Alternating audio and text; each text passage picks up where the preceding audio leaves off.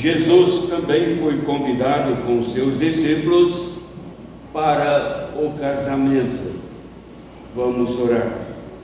Pai Celestial, rogamos agora, esteja se iluminando as nossas mentes e corações, para entendermos bem o ensino da Tua Palavra e nela sermos edificados espiritualmente. Abençoe as crianças que agora reunidas na sala, para que elas possam aprender também com a professora Zuleide a Tua Palavra, crescendo no conhecimento da Tua graça. Assim venha nos conduzir nestes momentos, tornando-os preciosos. Em nome de Jesus. Amém. Irmãos, o capítulo 2 do Evangelho de João registra o conhecido milagre que ele realizou, mas é conhecido como a transformação de água em vinho, um milagre nas bodas realizadas em Caná da Galileia, um milagre realizado no casamento, onde Jesus então se manifestou. Portanto, esse texto é geralmente utilizado no mundo cristão como apoio para a liturgia anual da igreja, começando com a Epifania, manifestação, quando Jesus se dá a conhecer como o Filho de Deus. E é pertinente então observarmos aqui na conversa dele, Jesus,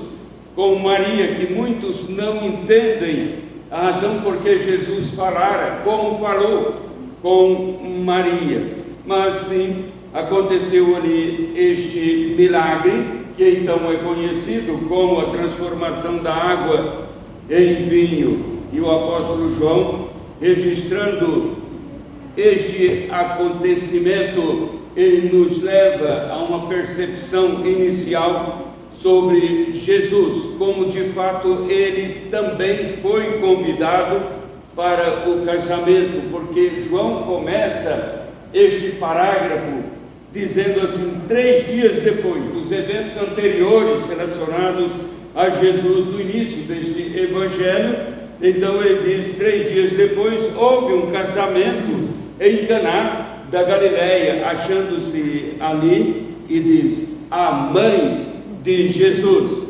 Jesus também, diz João, foi convidado com os seus discípulos para o casamento. Ele foi convidado.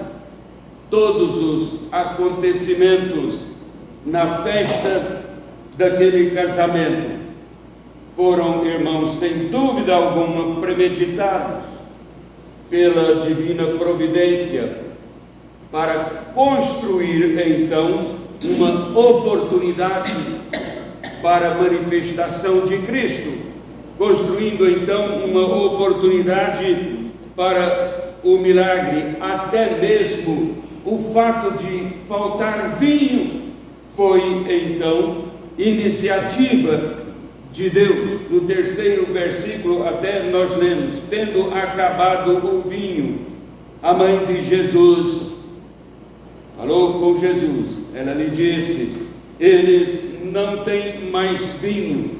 Ora, irmãos, o que Maria, uma mulher idônea, inteligente, prática, estava esperando da reação de Jesus, o seu filho, quando falara a ele sobre a festa, dizendo, eles não têm mais vinho. O que ela estava esperando que Jesus fizesse?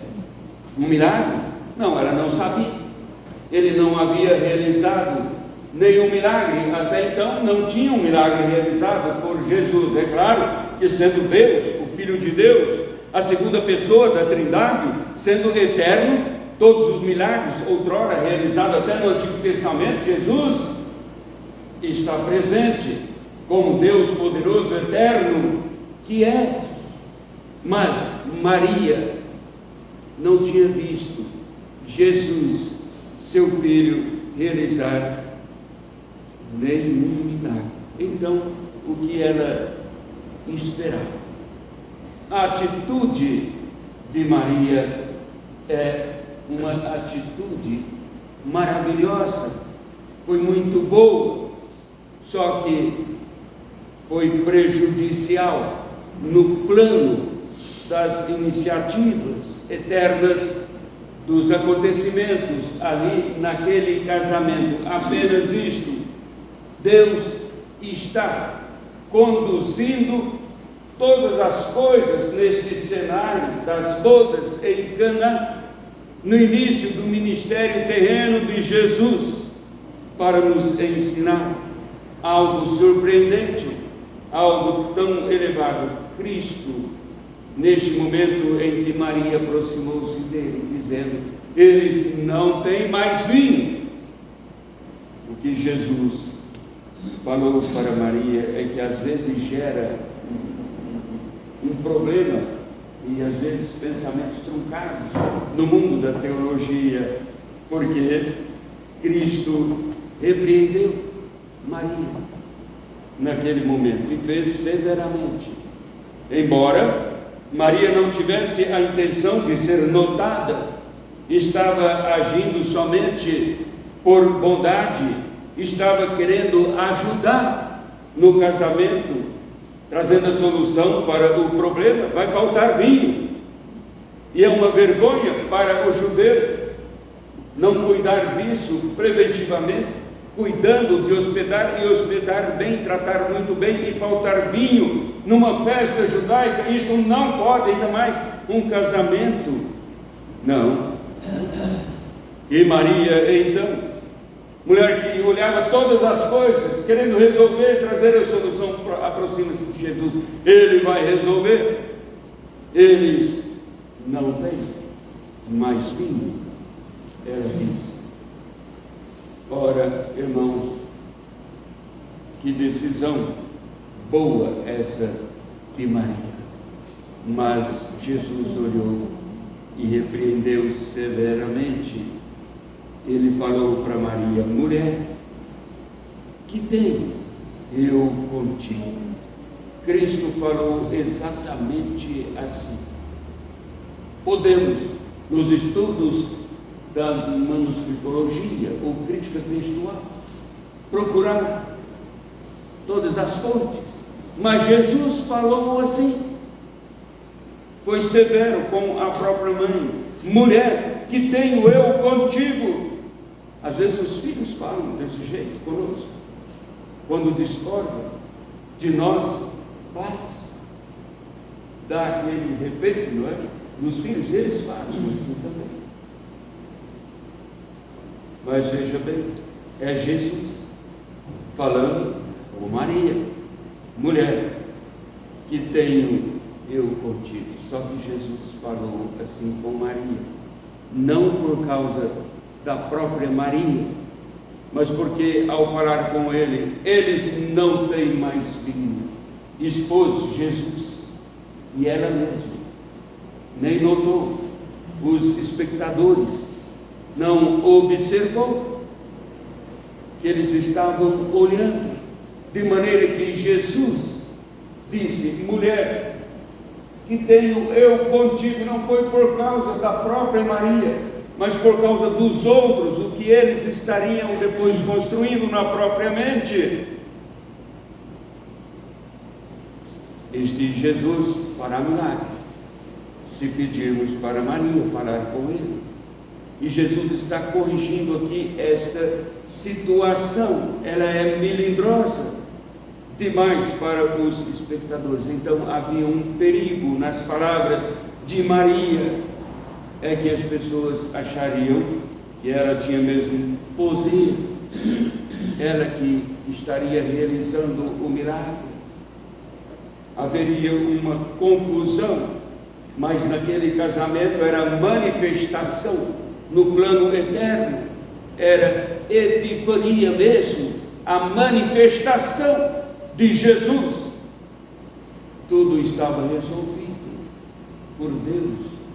Seria assim. E é curioso como Deus escolheu fazer isto num casamento, no lar na construção da família, como a família é mesmo preciosa para Deus, como o lar é objeto do amor de Deus, a despeito das investidas da sociedade incrédula contra o lar, contra a família, propondo, às vezes até são propostas doces, maravilhosas, porém contrárias à vontade de Deus para com o lar, para com a família. Olha como Deus ama o lar, como Deus ama o casamento. Não conseguimos dimensionar a profundidade do amor, do zelo de Deus para com o lar, para com a família. É assim mesmo. O nosso Deus é um Deus que age, abençoando o lar, abençoando a família. Cristo, é claro, ele tinha interesse, ele sabia que haveria o problema, a falta do vinho. É Deus, é onisciente, é onipresente. Claro que sabia. Isto está nos planos de Deus. Ele tinha interesse em resolver o problema, mas agora teria que resolver, eliminando toda sugestão humana, inclusive de Maria. Ele ia resolver, mas as pessoas teriam que entender que ele estaria solucionando o problema por iniciativa dele mesmo, Deus em Cristo Jesus. Assim, ele a repreendeu: que tenho eu contigo? E se observarmos bem o texto, Jesus não disse: olha, mãe, que tenho eu contigo. Jesus não honrou Maria neste momento, não, como mãe. Ele colocou ela no padrão comum das mulheres. Mulher, ele disse, mulher, é mulher honrada, sim, uma serva dedicada, consagrada a Deus. Quem poderia diminuir Maria neste caso? Ou quem poderia exaltá-la mais? O que Jesus fez foi isto. Ele não honrou como mãe. Vamos raciocinar com a mente um pouquinho mais eclesiástica, buscando o ensino, então um pouquinho aqui de teologia. Jesus, no primeiro capítulo de João, ele diz: o verbo se fez carne. No princípio era o verbo, e assim que começa o Evangelho de João. No princípio era o verbo estava com Deus, o verbo era Deus. E depois diz: e o verbo se fez carne e habitou entre nós. Cristo não começa a existir a partir deste ponto, não começa a existir a partir da manjedoura. Não podemos presumir e dizer, Cristo veio a existir a partir da manjedoura. Assim nós desmantelamos toda a estrutura do conselho da Trindade. A Santa Trindade fica comprometida, porque Jesus é Deus, é o Filho de Deus, é eterno, faz parte da Trindade, é o Deus triunfo. É assim mesmo. Então, na manjedoura é a encarnação, é Deus que entrou no tempo, no nosso tempo, fisicamente. Mas para isso é preciso uma mulher, para gerar uma criança, o Filho de Deus sendo Jesus, a segunda pessoa da Trindade. Se é assim, então Jesus olha para Maria. Nesta questão da divindade, Maria, você precisa dar um passo atrás. É isso que Jesus está falando. Dê um passo atrás, porque agora é o Deus eterno que está agindo. Maria é instrumento nas mãos de Deus, no plano salvífico de Deus, sim. E como foi uma mulher honrada, há extremos. Alguns colocam Maria acima de Deus, outros colocam Maria abaixo dos próprios pés, como se não fosse uma mulher honrada. Não podemos fazer isso. Não, é uma serva de Deus, digna, e devemos honrá-la. Mas ela não está acima de Deus. Esta é a questão aqui que Jesus diz: mulher, que tenho eu contigo? É nesse aspecto. E Maria reconheceu. Olha, irmãos, isto nos leva a entender que Jesus estava fazendo uma advertência, não a Maria, mas aqueles espectadores ali: cuidado, não transfira para a minha mãe física, carnal, o que pertence a Deus. É só isso. Não façam assim. Aí vem o grande exemplo de Maria. O maravilhoso aqui é exatamente isso. Ela reconheceu e foi falar com os servos. Estarei então com os servos. Foi falar com eles, dizendo: fazei tudo o que ele vos disser. Dá com isso um grandioso exemplo de obediência que ela mesma entendeu dever a Cristo Jesus sendo Deus. Ela deu este exemplo como mãe tão experiente. Maria mostra humildade que às vezes não temos ao interpretar o que Jesus falou e aceitar. Foi falar com os serventes da casa. Falando com ele, apontava para a autoridade não dela, mas a autoridade de Jesus, dizendo: fazei tudo, não o que eu estou mandando, o que ele vos disser.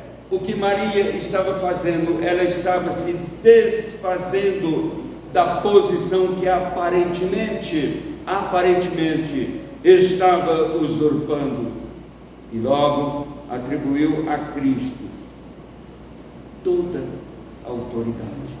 Mas mostra, ao mesmo tempo que ficava ali esperando alguma coisa, é preciso solucionar este caso.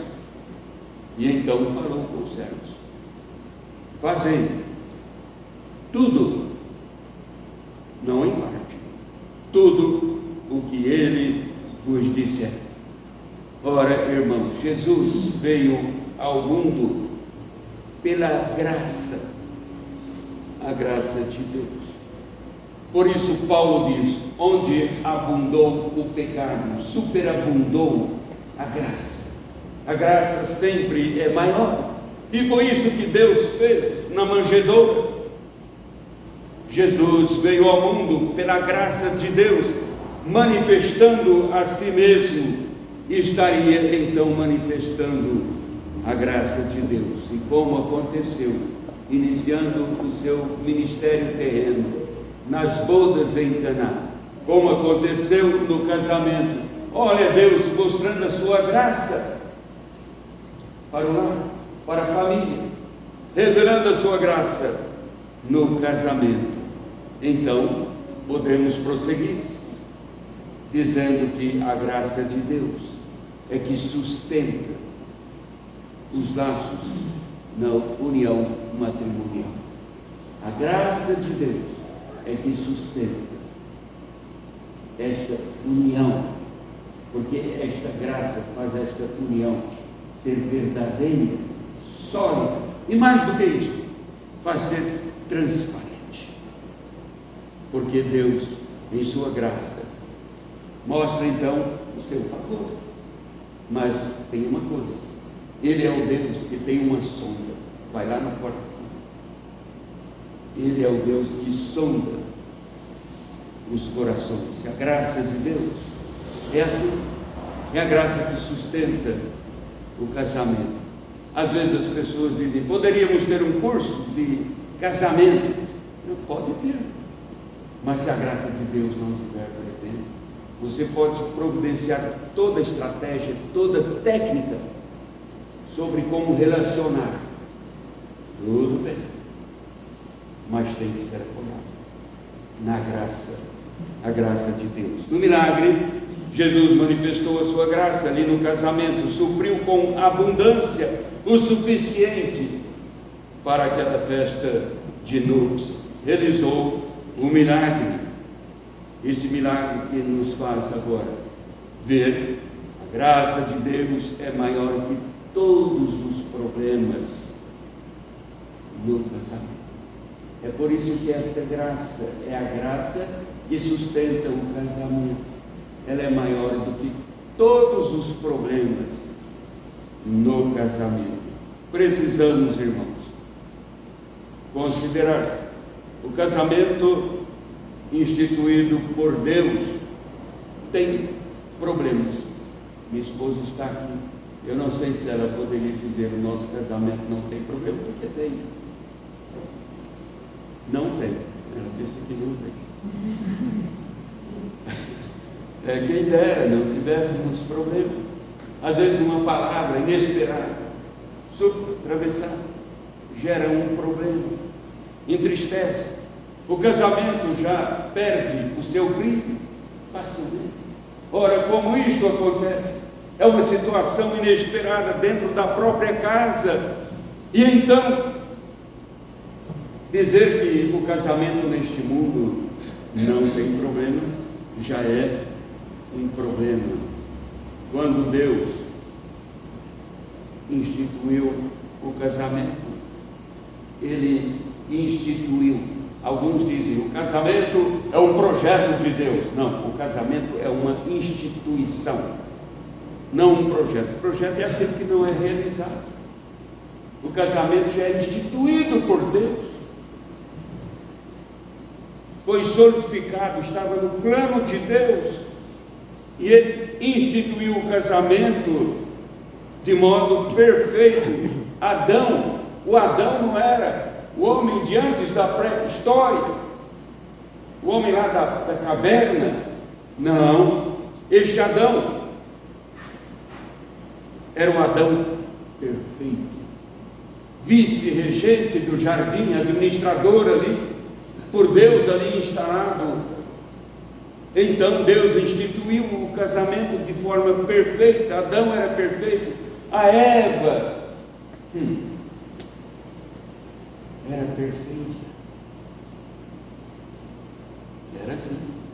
A companheira do Adão era perfeita e Adão tinha que se cuidar, porque a Eva era perfeita, ela também. Adão era perfeito. Então o casamento foi instituído por Deus de maneira perfeita. Mas o problema é que o pecado afetou o ser humano, e com isto afetou também o casamento. No entanto, a graça que Cristo veio revelar restaura o casamento e mais, supre o casamento. O casamento é mesmo objeto do amor de Deus. Aí João diz, nas bodas ali em Caná, o casamento, ele diz, naquela festa havia 6 talhas de pedra, e diante da ordem de Jesus, a água colocada naquelas 6 talhas de pedra, ela se transformou em vinho. Para os judeus, e João coloca, eu acho até pitoresco a maneira como João coloca aqui. Por que a gente falar que era 6 talhas? Né? Para o judeu, o número de perfeição é o número 7. O número 6 é o número incompleto. Ele é inacabado. Ele é imperfeito, porque não chega a ser o número 7. E João, olha, tem 6 talhas de pedra. Eu vou registrar isso aqui.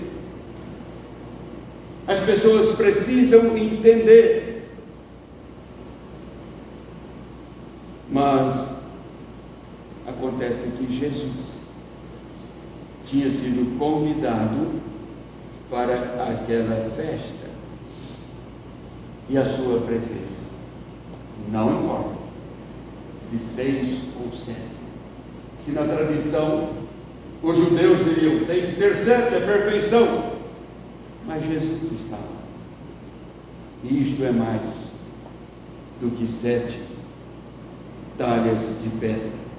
Em Jesus as imperfeições se transformam em perfeição. João diz 6 talhas, indicando com precisão a imperfeição. Mas diz, cada uma levava 2 ou 3 metros ou cântaros. Cada uma levava. Agora ele não disse, levava 2,5, ou levava 3, ou levava 4, ou levava na medida. Ele não foi preciso. Isto é um detalhe nas Escrituras. Por que João fez isso? E ainda mais, embora não conheçamos essas medidas daquela época, mas historiadores nos ajudam a entender. Porque quando ele diz metretas, ele está falando de medidas. Na nossa medida seria 30 a 40 litros cada metreta. Então, se é assim, vamos considerar 40 litros no máximo.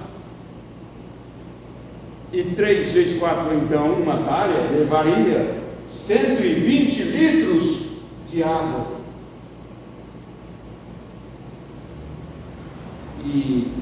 Ou vamos considerar 30, 90, se 3, se 2, 60. Há uma imprecisão na medida. Isto é de propósito.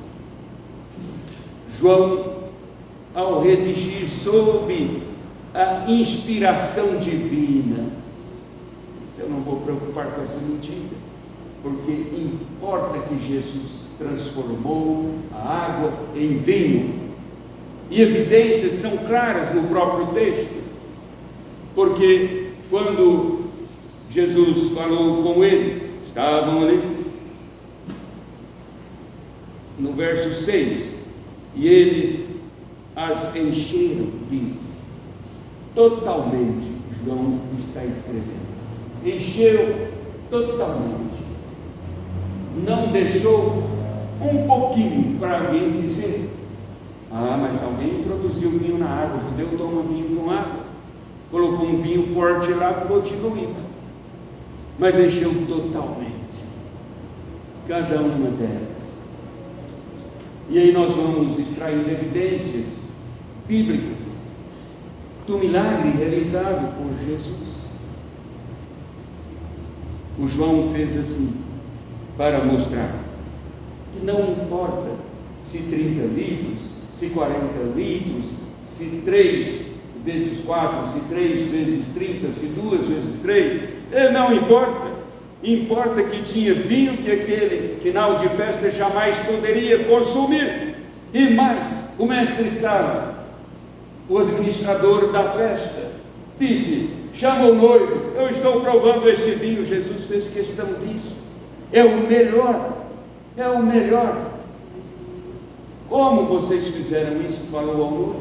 Geralmente se dá o bom vinho, depois, no final, o inferior. Vocês conservaram um bom vinho até o final. Os serventes sabiam, ele não. O administrador, o organizador da festa. A surpresa, porque João está simbolicamente dizendo, é a graça de Jesus. Não importa, é o suficiente para um casamento. É assim mesmo. Quando a graça de Jesus alcança as pessoas, a suficiente consome para todos, para o lar, para a família, todo o casamento então, que comemora os seus anos de união matrimonial, sabe que a perseverança, a continuidade nesse relacionamento ocorre não porque existe perfeição. É inútil tentar fazer isso. Não podemos. Não é porque existe perfeição no casal, mas porque a graça de Deus sustenta. Ora, neste mundo tão conturbado, cheio de opiniões sobre lar, família, querendo distorcer o casamento por vezes, vem o apóstolo dizendo: olhe bem, olhe para a graça de Deus, ela é suficiente, é preciso continuar. Ronaldo, Patrícia, só 15 anos, o seu avô fez 69, né, recentemente, então tem um chão ainda para andar com Patrícia, e Patrícia com Ronaldo, né? E cada um de nós, com nossos esposas, sim, temos que andar, e andar, às vezes, discorda, ele não, é por aqui, é por ali, não, vamos achar o rumo certo. Por quê? Porque nos refugiamos na eterna graça do nosso Senhor e Salvador Jesus. Amém.